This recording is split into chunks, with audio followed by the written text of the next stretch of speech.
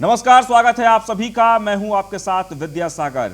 Bulletin में सबसे पहले बात दिल्ली की करते हैं, जहां एलएनजेपी अस्पताल का सीएम अरविंद केजरीवाल ने जायजा लिया है। आपको बता दें कि दिल्ली में 7 से 10 दिन की वैक्सीन का स्टॉक है, ये मुख्यमंत्री अरविंद केजरीवाल कहते हुए दिल्ली में पाबंदियों की जरूरत है, जल्द फैसला लिया जाएगा। यानी कोरोना केसेस को देखते हुए मुख्यमंत्री ने यह बात कही है, लॉकडाउन नहीं लगेगा लेकिन पाबंदियां लगाई जाएंगी। दिल्ली में लॉकडाउन नहीं होगा, मुख्यमंत्री अरविंद केजरीवाल ये कहते हुए, लेकिन उन्होंने ये भी कहा कि पाबंदियां लगाई जाएंगी। बहुत सारी ऐसी चीजें हैं जिससे कोरोना संक्रमण लगातार बढ़ रहा है और वो चिंता का विषय बनते जा रहा है, और इसलिए बहुत सारी ऐसी पाबंदियां हैं जिस पर सरकार को गौर करना होगा और पाबंदियां लगेगी। बहुत ही जल्द इस पर फैसला लिया जाएगा। आज एलएनजेपी अस्पताल पहुंचे थे मुख्यमंत्री अरविंद केजरीवाल और उन्होंने अस्पताल का जायजा लिया, अधिकारियों के साथ बैठक की और बढ़ते कोरोना केसेस को लेकर चिंता जताते हुए उन्होंने कहा लॉकडाउन तो नहीं लगेगा लेकिन पाबंदियां लगाई जाएगी।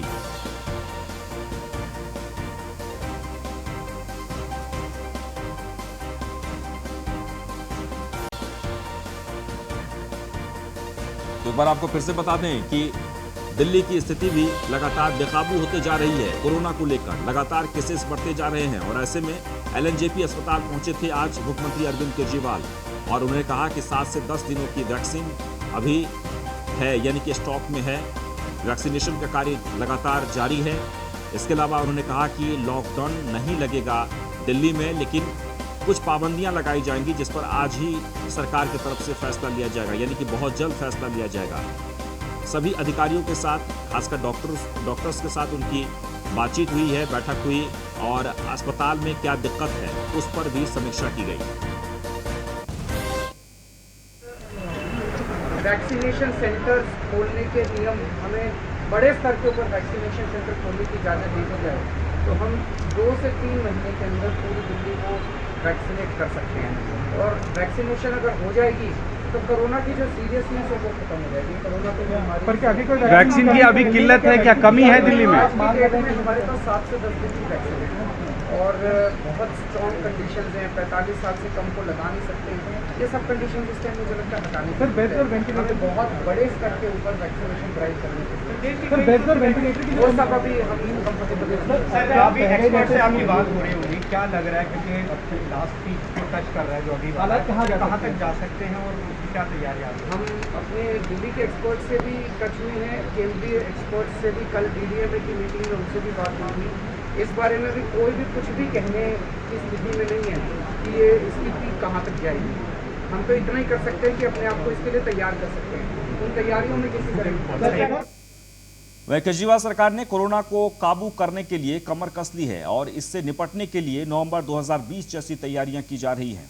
मुख्यमंत्री ने कोविड-19 की तैयारियों का जायजा लेने के लिए आज एलएनजेपी का दौरा किया। सीएम अरविंद केजरीवाल ने कहा कि नवंबर में सभी ने मिलकर दिल्ली में कोरोना को काबू किया था। दिल्ली सरकार, सभी अस्पताल और डॉक्टर मिलकर उसी स्तर की दोबारा तैयारी कर रहे हैं। एक तरफ हमें वैक्सीनेशन तेज करने की जरूरत है और दूसरी तरफ कोरोना को फैलने से रोकने के साथ अस्पताल प्रबंधन को भी दुरुस्त करने की जरूरत है। हम अस्पतालों की सारी जरूरतें पूरी करेंगे और दिल्ली के लोगों को किसी भी तरह की तकलीफ नहीं होने देंगे। सीएम ने कहा कि दिल्ली में फिलहाल लॉकडाउन नहीं लगेगा लेकिन कुछ प्रतिबंध लगाए जाएंगे। अगर केंद्र सरकार सभी प्रतिबंध हटाते हुए पर्याप्त वैक्सीन देती है तो हम 2-3 महीने में पूरी दिल्ली को वैक्सीन लगा देंगे, जिससे कोरोना की गंभीरता खत्म हो जाएगी। मुख्यमंत्री अरविंद केजरीवाल ने कोविड-19 मरीजों के लिए की गई तैयारियों का जायजा लेने के लिए आज एलएनजेपी अस्पताल का दौरा किया। इस दौरान एलएनजेपी अस्पताल प्रबंधन और स्वास्थ्य विभाग के अधिकारी मौजूद रहे। सीएम अरविंद केजरीवाल ने अस्पताल प्रबंधन से कोविड-19 तैयारियों का विस्तृत जानकारी ली और अस्पताल में कोविड मरीजों को बेहतर इलाज देने के साथ कोरोना संक्रमण के फैलाव को नियंत्रित करने के लिए हर संभव प्रयास करने के निर्देश भी दिए हैं। अधिकारियों ने मुख्यमंत्री को अवगत कराया कि दिल्ली सरकार द्वारा दिए गए सभी दिशा निर्देशों का पालन किया जा रहा है। अस्पताल में आने वाले मरीजों के इलाज का उचित प्रबंध किया गया है, जिससे किसी को दिक्कतों का सामना न करना पड़े।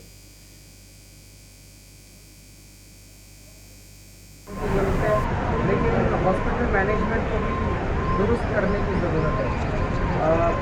ये चौथी वेव दिल्ली के अंदर आई है नवंबर में टास्क करवाई थी, उसके बाद केसेस इतने ज़्यादा कम हो गए थे कि एक सिस्टम के अंदर थोड़ा ढीलापन तो आ ही गया था।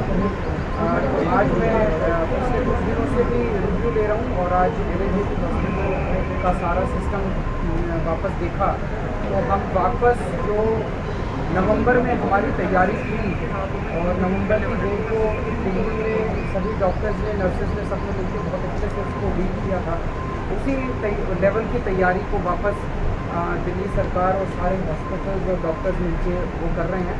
तो अभी हमने एलएनजेपी का मुआयना किया, जो जो चीज़ें की ज़रूरत है एलएनजेपी के एमएस में और डॉक्टर्स ने बताया, उन सारी चीज़ों को हम पूरा करेंगे और उस तैयारी को दिल्ली के लोगों को किसी तरह की तकलीफ नहीं होने देंगे।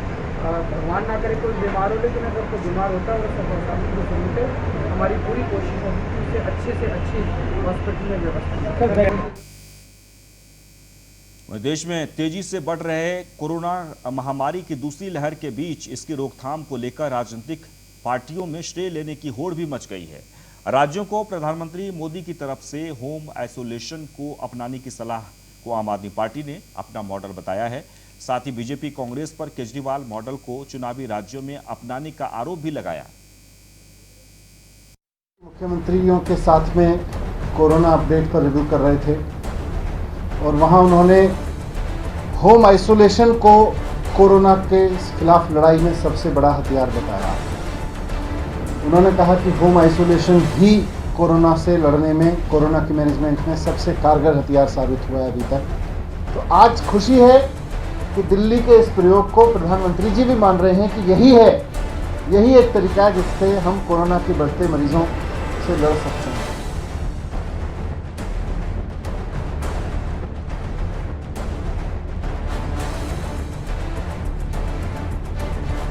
देश में कोरोना की दूसरी लहर से हर तरफ त्राहिमाम मचा हुआ है।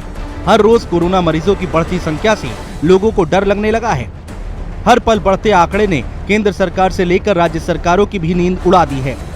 पीएम मोदी भी कोरोना के बढ़ते ग्राफ को लेकर एक्टिव हो गए हैं।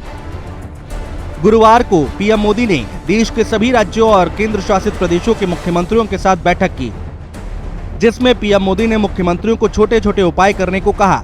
अब आम आदमी पार्टी ने पीएम मोदी के इस सुझाव पर राजनीति शुरू कर दी है। होम आइसोलेशन की पहली बार शुरुआत दिल्ली में की गई थी और हमने लोगों को कहा था अगर आपको कोई सिम्टम्स नहीं है, इसकी शुरुआत दिल्ली में हुई थी, जिसमें सरकार ने ऑफिशियली अनाउंस करके ये कहा था दिल्ली के आम लोगों से कि अगर आपको कोरोना है, कोरोना पॉजिटिव आए हैं आप, लेकिन कोई सिम्टम्स नहीं है, तो आप आराम से घर पे बैठिए। सरकार की ओर से डॉक्टर आपसे रोजाना बात करेंगे, दिन में 2-3 बार आपका हालचाल पूछेंगे और कोई भी गड़बड़ होगी तो आपको तुरंत हॉस्पिटल जाने के लिए रेफर करेंगे। ये होम आइसोलेशन का कॉन्सेप्ट ही अरविंद केजरीवाल जी लेकर आए। दिल्ली के डेप्यूटी सीएम मनीष सिसोदिया ने गृह मंत्री अमित शाह के उस बयान पर हमला बोला जिसमें उन्होंने होम आइसोलेशन के कदम को खारिज कर दिया था। लेकिन जब अरविंद केजरीवाल जी ने, दिल्ली सरकार ने इसको दिल्ली में लागू किया तो आपको याद होगा कि किस तरह से अमित शाह जी ने लगातार इसका विरोध किया और केंद्र सरकार से आदेश दिए कि नहीं, होम आइसोलेशन नहीं चलेगा। कोरोना का कोई भी पॉजिटिव आदमी होगा तो पहले उसको 5 दिन कंटेनमेंट उसमें भेजा जाएगा, क्वारंटीन किया जाएगा, क्वारंटीन सेंटर भेजा जाएगा। बड़े लड़ लड़ के इनसे ये आदेश वापस कराया कि होम आइसोलेशन से बढ़िया नहीं है, कोरोना पॉजिटिव पाए जाते ही किसी को उठा के आप क्वारंटीन सेंटर भेज दो, वो अच्छा तरीका नहीं है। अपनी प्रेस कॉन्फ्रेंस के दौरान मनीष सिसोदिया ने बीजेपी कांग्रेस पर आम आदमी पार्टी के चुनावी वादों को चुराने का भी आरोप लगाया। मनीष सिसोदिया ने कहा कि बीजेपी केरल में महिलाओं को फ्री बस सेवा देने का वादा कर रही है, तो असम में कांग्रेस ने 200 यूनिट तक मुफ्त बिजली देने की घोषणा की है। ये दोनों ही वादे केजरीवाल ने दिल्ली में बड़ी अच्छी तरह से लागू किए हैं।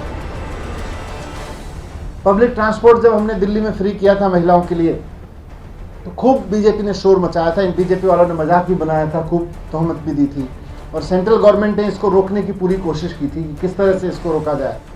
लेकिन अरविंद केजरीवाल जी ने, मुख्यमंत्री जी ने लड़ के इसको योजना को पास कराया और आगे बढ़ाया, इसको लागू किया और आज दिल्ली की महिलाओं को इसका फायदा मिल रहा है। और अच्छी बात यह है कि देश भर की महिलाओं को इसका फायदा कहीं ना कहीं किसी न किसी रूप में मिलना जा रहा है, क्योंकि जहां भी ये कांग्रेस के लोग, बीजेपी के लोग चुनाव लड़ रहे हैं, वहां पे मान रहे हैं कि महिलाओं के लिए फ्री ट्रांसपोर्ट की जरूरत है, देश के लिए महिलाओं के लिए। और आज कहीं ना कहीं भारतीय जनता पार्टी कि केंद्र के गृह मंत्री भी पश्चिम बंगाल में जाके यही बात कह रहे हैं कि नहीं, केजरीवाल जी का मॉडल ही देश के विकास का असली मॉडल है। प्रधानमंत्री जी मान रहे हैं, गृह मंत्री जी मान रहे हैं। बीजेपी और कांग्रेस ने अपने किसी अन्य राज्य में इस तरह का कोई मॉडल पहले कभी पेश नहीं किया है। ऐसे में अब आम आदमी पार्टी ने केजरीवाल मॉडल को बुनाने के लिए कांग्रेस बीजेपी पर हमला करना शुरू कर दिया है, क्योंकि अरविंद केजरीवाल सरकार ने पहले ही दिल्ली में कई मुफ्त योजनाओं के तोहफे देकर अपना किला अजेय कर लिया है और अब उनकी निगाहें दूसरे राज्यों पर हैं। Bureau report, news 1 India. प्रधानमंत्री जी मुख्यमंत्रियों के कांग्रेस के पूर्व सदस्य रविंद्र सिंह निरवाल और अंजलि राय आम आदमी पार्टी के प्रवक्ता राघव चड्ढा की मौजूदगी में शनिवार को आप में शामिल हो गए। पार्टी में दोनों का स्वागत करते हुए चड्ढा ने कहा कि निरवाल और राय आम आदमी पार्टी के नेतृत्व वाली सरकार की नीतियों और केजरीवाल के विकास मॉडल से प्रभावित हैं। चड्ढा ने संवाददाता सम्मेलन में कहा कि आपको इन दोनों नेताओं के अनुभवों और उनके द्वारा किए गए कार्यों का फायदा होगा। चड्ढा ने संवाददाता सम्मेलन में कहा कि आपको इन दोनों नेताओं के अनुभवों और उनके द्वारा किए गए कार्यों का फायदा होगा। चड्ढा ने बताया कि राय दिल्ली जल बोर्ड की पूर्व उपाध्यक्ष और कांग्रेस से 2 बार विधायक रह चुकी हैं, जबकि निरवाल कांग्रेस की करोल बाग जिला समिति के नेता रह चुके हैं।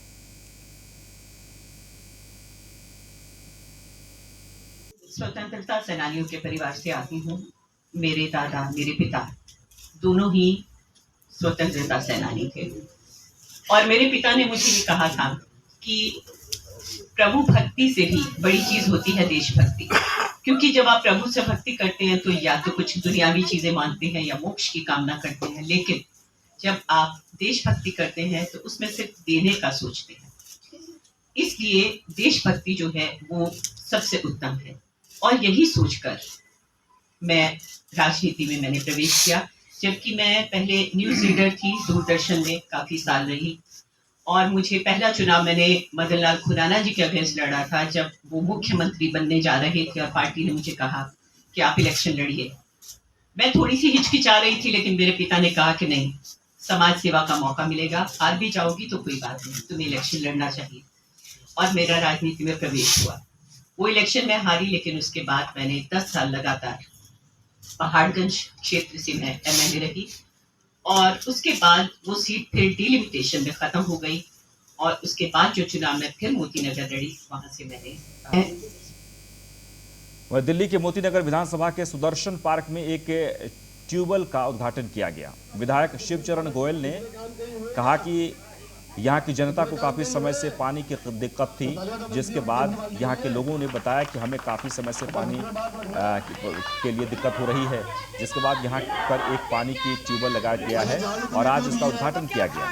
वहीं विधायक शिवचरण गोयल ने कहा कि देश की राजधानी दिल्ली में तेजी से कोरोना फैल रहा है और मोदी सरकार पाकिस्तान को वैक्सीन देने जा रहे हैं। मोदी सरकार से अपील करते हैं कि पहले 45 साल से हटाकर सभी आयु को वैक्सीन देने के लिए तैयारी करनी चाहिए।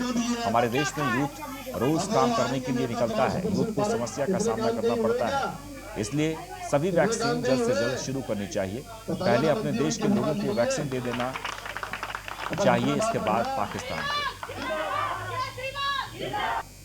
पूरी तैयारी है और हम वैक्सीनेशन बहुत हमारे जैसे हॉस्पिटल आचार्य बच्चों में है डेली यहाँ पर वैक्सीनेशन हो रहा है। 6 काउंटर लगा रखे हैं यहाँ पर और यहाँ पर डेली यहाँ टेस्टिंग हो रही है। पूरी दिल्ली में कम से कम भी 1 लाख टेस्टिंग पर डे हो रही है और वैक्सीनेशन हो रहा है। और हम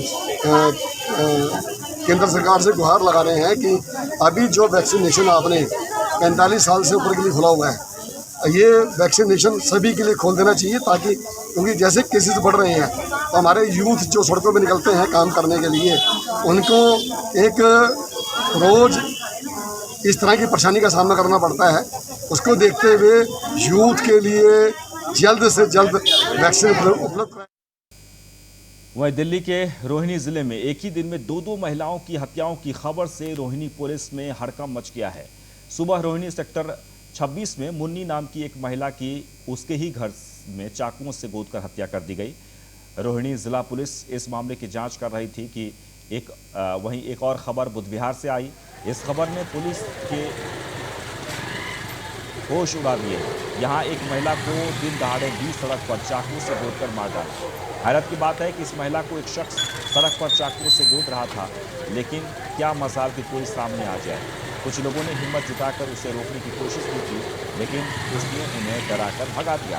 नतीजा महिला की मौके पर ही मौत हो गई। चश्मदीदों के अनुसार वह चाकू मारते वक्त जो बोल रहा था उसे सुन लगा वह उसकी पत्नी है। चाकू मारने के बाद लोगों ने उसे पकड़ लिया और पुलिस के हवाले किया तो खुलासा हुआ कि हमलावर कोई और नहीं बल्कि महिला का पति है। तस्वीरों में आप देख सकते हैं कि किस तरीके से बेरहमी से रोहिणी की ये तस्वीर है। एक महिला की चाकू गोदकर हत्या कर दी गई और ये कोई और नहीं बल्कि उसी के पति ने महिला को चाकू से गोदकर हत्या कर दी। तस्वीरों में आप देख सकते हैं दिल्ली की सड़कों पर।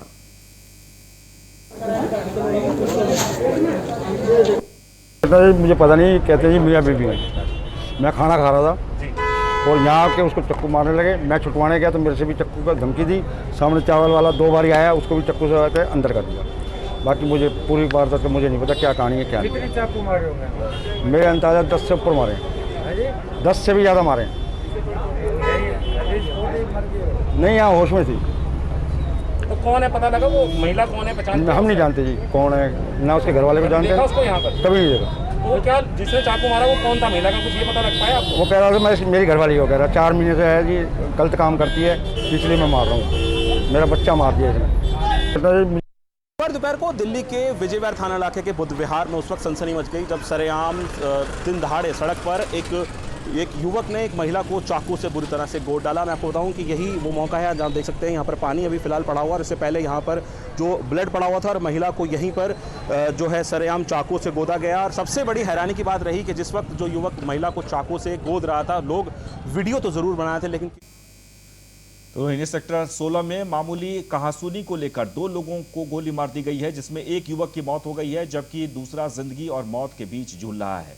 परिजनों से मिली जानकारी के अनुसार खजूरी गांव के रहने वाले अनुज और यश रोहिणी सेक्टर 16 में पॉलिटेक्निक में पढ़ाई करते थे। आज अचानक से पॉलिटेक्निक के सामने सीएनजी पंप पर दूसरे कार सवार से गैस भरवाने को लेकर कुछ विवाद हुआ और दूसरी गाड़ी में सवार युवक ने मामूली कहासुनी पर अनुज और यश दोनों की गोली मारी। मेरे भतीजे जो है फीस जमा करने आए थे जी, तो ये सीएनजी पंप है यहाँ। हाँ जी, तो फीस जमा कराने के बाद में सीएनजी पंप है यहाँ इधर आगे बढ़ते राजधानी पश्चिमी दिल्ली के इंद्रपुरी इलाके में बीते 25 मार्च को सनसनीखेज मामला सामने आया जिसमें आरोपी दामाद वरुण अरोड़ा ने अपने ससुराल पक्ष को खाने में जहर मिलाकर मारने की कोशिश की थी, जिसमें उसकी साली प्रियंका शर्मा और सास अनीता शर्मा की मौत पहले ही हो चुकी है। इस पूरे मामले में आरोपी की पत्नी दिव्या अरोड़ा ने भी बीती रात दिल्ली के सरगंगा अस्पताल में दम तोड़ दिया। पहले पत्नी की देहांत 21 मार्च को हुआ था। कल मेरी बेटी का देहांत 9 तारीख को ये मॉर्निंग में 12:05 पे हुआ है, लेकिन वहां पर कोई सुनवाई नहीं है। इस केस में धाराएं जो एफआईआर में लगाई गई हैं वो है 302, 307। मैं पूर्वी दिल्ली के गाजीपुर डेयरी फार्म में सड़क पर गोबर बिखरा पड़ा है। यह मेन सड़क आनंद विहार बस अड्डे और गाजीपुर गांव को दल्लूपुरा होते हुए नोएडा को जोड़ती है। दल्लूपुरा गांव के निवासी राजीव कुमार ही इस इलाके के भाजपा पार्टी से पार्षद भी हैं, लेकिन क्षेत्र में ही रहने के बावजूद राजीव कुमार का इस सड़क पर ध्यान नहीं जाता।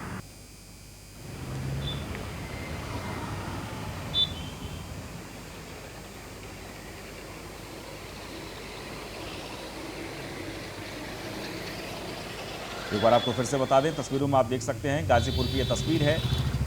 बीजेपी के पार्षद हैं, लेकिन सड़कों का जो हाल है, जिस तरीके से किसी की भी नज़र नहीं जाती।